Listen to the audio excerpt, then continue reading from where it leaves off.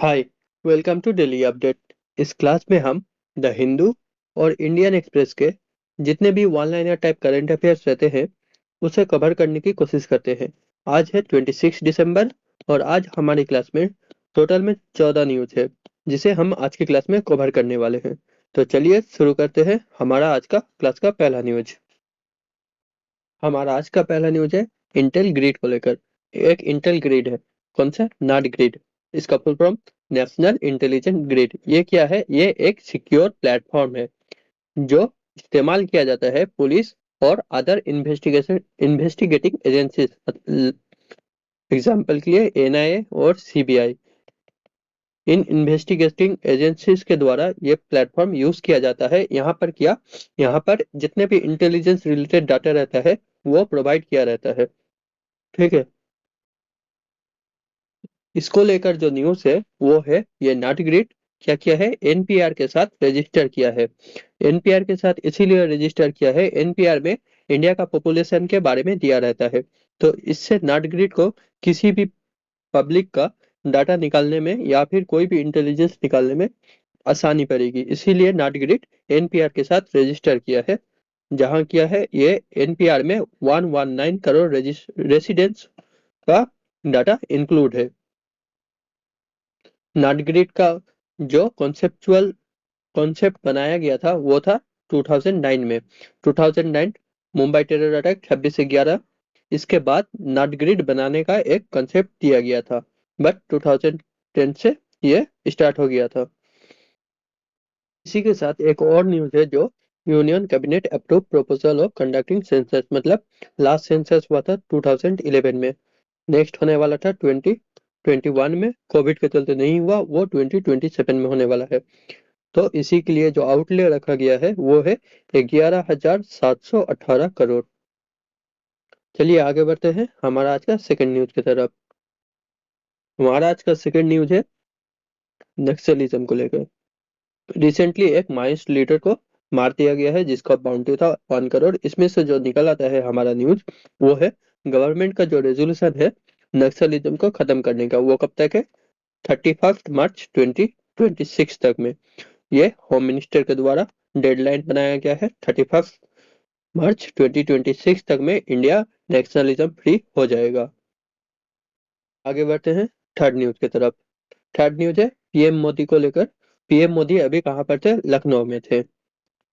उन्होंने लखनऊ में एक राष्ट्र प्रेरणा स्थल ये इनोग्रेट किया है। तो अभी न्यूज में एग्जाम में आ सकता है राष्ट्र प्रेरणा स्थल कौन इनोग्रेट किया है और कहाँ? पीएम मोदी इनोग्रेट किया है और कहाँ पर? लखनऊ में। इसी राष्ट्र प्रेरणा स्थल के अंदर 3 जाइंट स्टैचू बनाया गया है। किसका किसका? डॉक्टर श्यामा प्रसाद मुखर्जी का, पंडित दीनदयाल उपाध्याय का और अटल बिहारी वाजपेयी जी का। इन 3 व्यक्ति का क्या बनाया गया है? जायंट स्टैचू बनाया गया है। अच्छा, कल था 25 दिसंबर। ये क्या था? 25 दिसंबर को अटल बिहारी वाजपेयी जी का बर्थ एनिवर्सरी मनाया गया था। उनके साथ साथ और भी पंडित मदन मोहन मालवीय और महाराजा बिजली पासी, इन दोनों का भी बर्थ एनिवर्सरी मनाया गया था 25 दिसंबर को। इसी के साथ एक और न्यूज था लखनऊ को लेकर। रिसेंटली ब्रह्मोस का एक मैन्युफैक्चरिंग यूनिट बना है, कहाँ पर? लखनऊ में। चलिए आगे बढ़ते हैं हमारा आज का नेक्स्ट न्यूज की तरफ। हमारा आज का नेक्स्ट न्यूज है राजस्थान को लेकर। अच्छा, रिसेंटली राजस्थान गवर्नमेंट एक क्या करने वाली है? एक री इंट्रोडक्शन करने वाली है। किस चीज पे? जितने भी पंचायती इलेक्शन होता है या फिर म्यूनिसिपैलिटी इलेक्शन होता है उनमें कुछ चेंज करने वाली है। क्या चेंज? एजुकेशनल क्वालिफिकेशन भी एलिजिबिलिटी क्राइटेरिया बनाने वाली है। पंचायती इलेक्शन और अर्बन लोकल बॉडी इलेक्शन, मतलब म्यूनिसिपैलिटी इलेक्शन, ये सब इलेक्शन में नॉर्मल क्राइटेरिया रहता है 21 ईयर्स का ऊपर रहना चाहिए और इंडियन का सिटीजन होना चाहिए। इसके साथ साथ एक एजुकेशनल क्वालिफिकेशन भी राजस्थान गवर्नमेंट ऐड करने वाली है। यह था राजस्थान से न्यूज। आगे बढ़ते हैं नेक्स्ट न्यूज की तरफ। हमारा नेक्स्ट न्यूज है मध्य प्रदेश को लेकर। यह है अभ्युदया मध्य प्रदेश ग्रोथ समिट। ये एक समिट हुआ, ऑर्गेनाइज हुआ है कहाँ पर? मध्य प्रदेश का ग्वालियर में। ये समिट का एड्रेस कौन किया था? ये समिट एड्रेस किया गया है minister of home affairs Amit Shah के द्वारा। ठीक है। इसी के साथ मिस्टर शाह क्या किया है? 2 लाख करोड़ का प्रोजेक्ट इनोग्रेट किया है। कहाँ पर? मध्य प्रदेश में 2 लाख करोड़ का प्रोजेक्ट इनोग्रेट किया है birth anniversary of former prime minister Atal Bihari Vajpayee के अनुसार पर। अच्छा, इन यहाँ पर और भी दिया हुआ है जो अटल बिहारी वाजपेयी का जन्म हुआ था कहाँ पर? ग्वालियर में। इसी के साथ आगे बढ़ते हैं हमारा नेक्स्ट न्यूज पे। हमारा आज का नेक्स्ट न्यूज है इंडियन आर्मी को लेकर।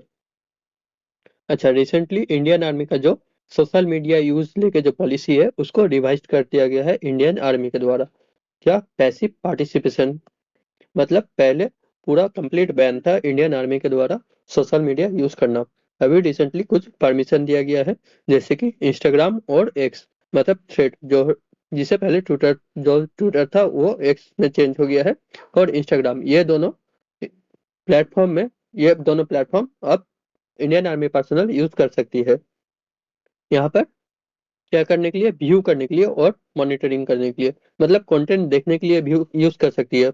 बट एक्टिव एंगेजमेंट, मतलब रील्स शेयर करना या फिर कोई वीडियो पोस्ट शेयर करना, कमेंट करना, मैसेज करना, ये सब प्रोहिबिटेड है अभी भी। एक्टिव एंगेजमेंट अभी भी प्रोहिबिटेड है, लेकिन जो पैसिव एंगेजमेंट है, मतलब कंटेंट देखना या फिर उन्हें मॉनिटर करना, ये सब अलाउड किया गया है। ये गाइडलाइन कौन यूज किया है? ये गाइडलाइन इशू किया गया है आर्मी हेडक्वार्टर के द्वारा, और आर्मी हेडक्वार्टर का जो director general of military intelligence है, मतलब DGMI, director general of military intelligence, इसके द्वारा ये रिवाइज गाइडलाइन इशू किया गया है।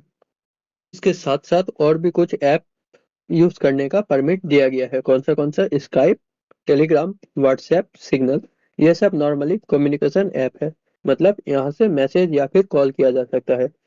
बट इसमें एक क्लॉज है, क्लासिफाइड इंफॉर्मेशन इस ऐप के थ्रू मैसेज या कॉल में बताया नहीं जा सकता। सिर्फ जनरल बात करने के लिए, नॉर्मल बात करने के लिए ये सब ऐप यूज कर सकते हैं। और कुछ कुछ ऐप अभी भी यूज करने मना किया है, जैसे कि टोरेंट ऐप, वीपीएन ऐप, या फिर फ्री मूवीज प्लेटफॉर्म, और कोई भी पायरेटेड सॉफ्टवेयर, ये सब अभी भी यूज करने के लिए मना किया गया है। मतलब ये सब ऐप अभी भी रिस्ट्रिक्टेड है। Torrent, VPN, free movie platform, या फिर कोई भी पायरेटेड सॉफ्टवेयर, ये सब अभी भी रिस्ट्रिक्टेड है। और इनको छोड़ के जितने भी जनरल मैसेजिंग ऐप है वो अलाउ किया गया है, और इंस्टाग्राम, एक्स, ये सब भी अलाउ किया गया है, बट पैसिव एंगेजमेंट के लिए। आगे बढ़ते हैं नेक्स्ट न्यूज की तरफ। नेक्स्ट न्यूज है इंडियन कॉन्स्टिट्यूशन को लेकर। रिसेंटली एक न्यू लैंग्वेज, कौन सा? संथाली, एक ट्राइबल लैंग्वेज है जो बिहार, वेस्ट बंगाल, उड़ीसा, झारखंड, ये सब एरिया के ट्राइबल पीपल के द्वारा बोला यूज किया जाता है या फिर बोला जाता है। इस लैंग्वेज में इंडियन कॉन्स्टिट्यूशन को रिलीज किया गया है। इंडियन कॉन्स्टिट्यूशन को रिलीज किया गया है कौन सा लैंग्वेज में? संथाली लैंग्वेज में। किसके द्वारा? प्रेसिडेंट द्रौपदी मुर्मू के द्वारा। अच्छा, इस लैंग्वेज में जो संथाली लैंग्वेज में जो कॉन्स्टिट्यूशन लिखा गया है, उनका स्क्रिप्ट क्या है?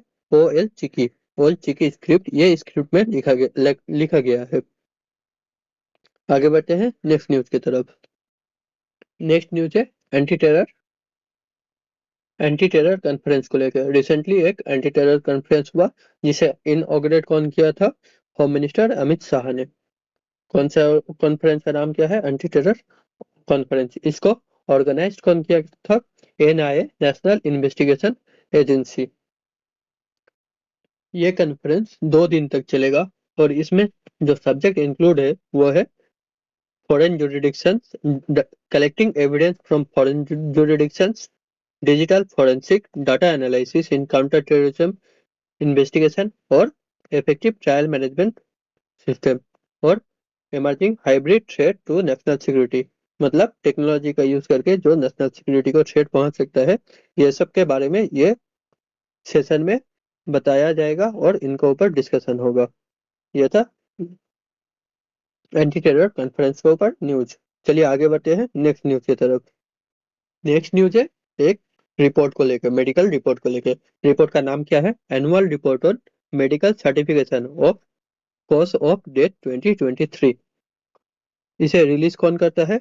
इसे रिलीज करता है office of registrar general of India. इसमें बताया गया है इंडिया में डिजीज रिलेटेड जितने भी डेथ हुए हैं उनमें से सर्कुलेटरी डिजीज सबसे ज्यादा रहे हैं। सर्कुलेटरी डिजीज मतलब जितने भी डिजीज में हार्ट, वेन्स या फिर ब्लड वेसल कंटेंट रहते हैं, इन्वॉल्व रहते हैं, उसे सर्कुलेटरी डिजीज कहा जाता है। अच्छा, ये डिजीज का कितना परसेंट अकाउंट है? 36.4%। ये सर्कुलेटरी डिजीज से डेथ 36.4% है। जो 2022 में था 40%, वो कम के अब 36.4% हो चुका है। पर अभी भी जितने भी डेथ है डिजीज के द्वारा उसमें से सबसे ज्यादा सर्कुलेटरी डिजीज है। ये डिजीज जो 70 साल के ऊपर के लोग हैं उनके ऊपर ज्यादा देखने को मिल रहे हैं, और उसके बाद 55 से लेके 64 तक के बीच में जो जितने लोग हैं उनके ऊपर सेकेंड हाईएस्ट ये डिजीज देखने मिल रहे हैं। आगे बढ़ते हैं नेक्स्ट न्यूज पे। हमारा आज का नेक्स्ट न्यूज है फसाई का एक डायरेक्टिव को लेकर। अच्छा, फसाई ने क्या किया है? जितने भी हर्बल इन्फ्यूजन टी यूज करके ड्रिंक बेचा जाता है, अगर वो कैमेलिया सिनेंसिस से डिराइव ना किया हो तो उसे उसमें टी नाम का इंक्लूजन नहीं किया जाएगा। ठीक है, ये टी का साइंटिफिक नेम ही है ये कैमेलिया सिनेंसिस। आगे बढ़ते हैं नेक्स्ट न्यूज की तरफ। हमारा आज का नेक्स्ट न्यूज है सिविल एविएशन सेक्टर को लेकर। रिसेंटली क्या हुआ है, दो new airline Alhind Alhind air और फ्लाई एक्सप्रेस, इन दोनों को एनओसी सर्टिफिकेट मिल चुका है सिविल एविएशन मिनिस्ट्री के द्वारा। ये दोनों एयरलाइन इंडिया में ऑपरेट कर सकते हैं। इससे पहले भी दो और एयरलाइन को, जैसे एयर केरला और संख एयर, इन दोनों को भी क्या मिल चुका है? एनओसी सर्टिफिकेट मिल चुका है। पर ऑपरेशन के सर्टिफिकेट अभी भी नहीं मिले हैं। जैसे ही इन्हें ऑपरेशन के सर्टिफिकेट मिल जाएंगे ये क्या करेंगे, इंडिया से अपना ऑपरेशन स्टार्ट कर देंगे। सिविल एविएशन मिनिस्टर का नाम देख लेते हैं, के राम मोहन नायडू। ये है हमारे इंडिया के सिविल एविएशन मिनिस्टर। इसी के साथ आगे बढ़ते हैं हमारा आज का नेक्स्ट न्यूज की तरफ। हमारा आज का नेक्स्ट न्यूज है इंडियन ओशन पे सुनामी विलेज बनाने की बात। ठीक है, इंडिया क्या करने वाला है? इंडिया 100 सुनामी विलेज बनाने वाला है, जो बन जाएगा, इसके साथ इंडिया बन जाएगा इंडियन ओशन रीजन में पहला ऐसा कंट्री जिसके पास 100 सुनामी रेडी विलेज रहेगा। इस सुनामी रेडी विलेज में क्या किया जाएगा? इस सुनामी रेडी विलेज में अवेयरनेस फैलाया जाएगा सुनामी के बारे में, हैजर्ड प्रिपेयर्डनेस किया जाएगा, मैपिंग किया जाएगा, public display of evacuation maps किया जाएगा, मतलब सुनामी आने पे कैसे पब्लिक को एक प्लेस से दूसरा प्लेस में एवैक्यूएट किया जाएगा। 24 आवर वार्निंग सिस्टम दिया जाएगा, और मॉक ड्रिल्स किया जाएगा सुनामी को लेकर। मॉक ड्रिल्स भी होगा, अगर सुनामी आए तो क्या क्या करना पड़ेगा, क्या नहीं करना पड़ेगा, इसी को लेकर मॉक ड्रिल किया जाएगा। इस ऐसा विलेज को क्या बताया जाएगा? Tsunami ready village. ऐसा विलेज बनाया जाएगा। अच्छा, सुनामी रेडी विलेज का जो सर्टिफिकेशन है वो कौन देता है? वो देता है UNESCO inter governmental oceanographic commission, IOC. UNESCO inter governmental oceanographic commission ये क्या करता है? ये सर्टिफिकेट प्रोवाइड करता है। जितने भी सुनामी रेडी विलेज रहते हैं उसको यही सर्टिफिकेट प्रोवाइड किया जाता है। अभी इंडिया का जो उड़ीसा स्टेट है उसके पास 24 सुनामी कोस्टल विलेज है जो ये सर्टिफिकेट जिसे मिल चुका है। ये सर्टिफिकेट कौन सा? Tsunami ready village.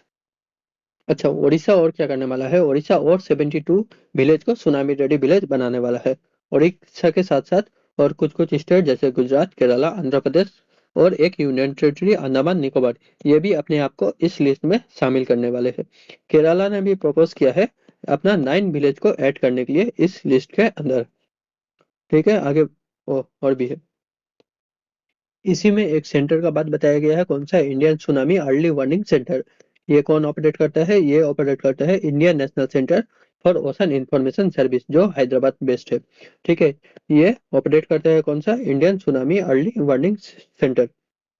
अच्छा, इनका काम क्या है? इनका काम है ग्लोबली जितना भी अर्थक्वेक होता है और उनको लोकेट करना, ट्रैक करना और जो सुनामी का अर्ली वार्निंग करना इंडिया को। ठीक है, इंडियन ओशन रीजन में अगर सुनामी आने वाला रहे तो ये क्या करता है, पहले वार्निंग दे देता है। यही है इनका काम, ITEWC, Indian tsunami early warning centre का काम। ठीक है, आगे बढ़ते हैं नेक्स्ट न्यूज की तरफ। नेक्स्ट न्यूज है हाई कोर्ट को लेकर। एक केस चल रहा है हाई कोर्ट में SMA को लेकर, मतलब स्पेशल मैरिज एक्ट 1954 को लेकर। ठीक है, ये SMA स्पेशल मैरिज एक्ट क्या है, जब दो डिफरेंट फेथ के लोग आपस में शादी करते हैं तो उसे स्पेशल उनका शादी रजिस्टर होता है स्पेशल मैरिज एक्ट के अंदर। तो इसी SMA के अंदर दो सेक्शन है, सेक्शन 6 और सेक्शन 7। सेक्शन 6 क्या करती है, सेक्शन 6 जो इंटरफेथ कपल रहते हैं तो उनके परिवार को एक नोटिस प्रोवाइड करती है उनके मैरिज के बारे में। और सेक्शन 7 क्या करती है, सेक्शन 7 जो ऑब्जेक्ट रेज किया जाता है उन कपल के फैमिली के द्वारा उसे उससे डील करती है। और इसके अंदर जो ऑब्जेक्शन रेज किया जाता है उनमें अल्टीमेटली ये मैरिज को प्रिवेंट भी किया जा सकता है, ये सेक्शन 7 के अंदर। ठीक है, तो इसी में बताया जा रहा है सेक्शन 6 जो है इसे कोर्ट जस्टिफाई करने वाली है कि ये कॉन्स्टिट्यूशनली वैलिड है या नहीं। क्योंकि जब कोई इंटरफेथ मैरिज कपल मैरिज के लिए जाता है तो उस नॉर्मली उनके फैमिली उनके अगेंस्ट रहती है। और ये सेक्शन 6 के अंडर जब उनके फैमिली को ये नोटिस प्रोवाइड किया जाता है तो उनका राइट टू प्राइवेसी का उल्लंघन होता है। तो इसी के लिए ये सेक्शन 6 को क्या करने वाली है, कॉन्स्टिट्यूशनल वैलिडिटी चेक करने वाला है ये सेक्शन 6 का। इसीलिए ये स्पेशल मैरिज एक्ट न्यूज में आ जाता है। आगे बढ़ते हैं हमारा आज का लास्ट न्यूज की तरफ। हमारा आज का लास्ट न्यूज है RBI को लेकर। ठीक है, इसमें से जो बताया जा रहा है एक CPI और एक CPI के बारे में बताया गया है। CPI क्या है, CPI है कंज्यूमर प्राइस इंडेक्स, एक होता है CPI और एक होता है WPI होलसेल प्राइस इंडेक्स। ये क्या है, ये दोनों इन्फ्लेशन नापने का दो तरीका है, एक कंज्यूमर प्राइस इंडेक्स और एक WPI मतलब होलसेल प्राइस इंडेक्स। सीपीआई के द्वारा बताया गया है जो CPI इन्फ्लेशन है वो 2% के आसपास रहेगा फाइनेंशियल ईयर 26 में। और इकोनॉमी को स्टेबल रखने के लिए और सही ग्रोथ रखने के लिए RBI का जो इन्फ्लेशन का टारगेट है वो है 4% में, मतलब 4% पे रहेगा वो ±2 के साथ, मतलब 2% से लेके 6% तक वेरी करेगा। नॉर्मली रहेगा 4% ±2 के वेरी के साथ रहेगा। ठीक है, में RBI ने एक क्या किया है, एक अनुमान लगाया है जो Q1 और Q2 मतलब फर्स्ट 3 मंथ और सेकंड 3 मंथ जो फाइनेंशियल ईयर 27 रहेगा, मतलब 2026 से लेकर 2026 से लेकर 2027 तक में इंडिया का इकोनॉमी 6.7% से ग्रो करेगा और 6.8% से ग्रो करेगा। मतलब Q1 में मतलब फर्स्ट 3 मंथ 6.7% से ग्रो करेगा और सेकंड क्वार्टर पे मतलब सेकंड 3 मंथ 6.8% से ग्रो करेगा। ये RBI का डाटा है। इसी में और एक दिया हुआ था रिसेंटली 1 या 2 महीने पहले RBI ने क्या किया है, जो रेपो रेट है, रेपो रेट मतलब जिस रेट पे बैंक RBI बैंक को लोन देती है, जिस रेट पे RBI कमर्शियल बैंक को लोन देती है उसे कहते हैं रेपो रेट। तो रेपो रेट को क्या कर दिया है, 25 बेसिस पॉइंट से कम करके 5.25% पे लिया है। मतलब पहले था 5.50%, उसे 25 बेसिस पॉइंट से मतलब 0.25% से कम कर कर कितना में लेके आ गया, 5.25 पे लेके आ गया है। यही था हमारा आज का लास्ट न्यूज। इसी के साथ हमारा आज का क्लास यहीं पर खत्म होता है।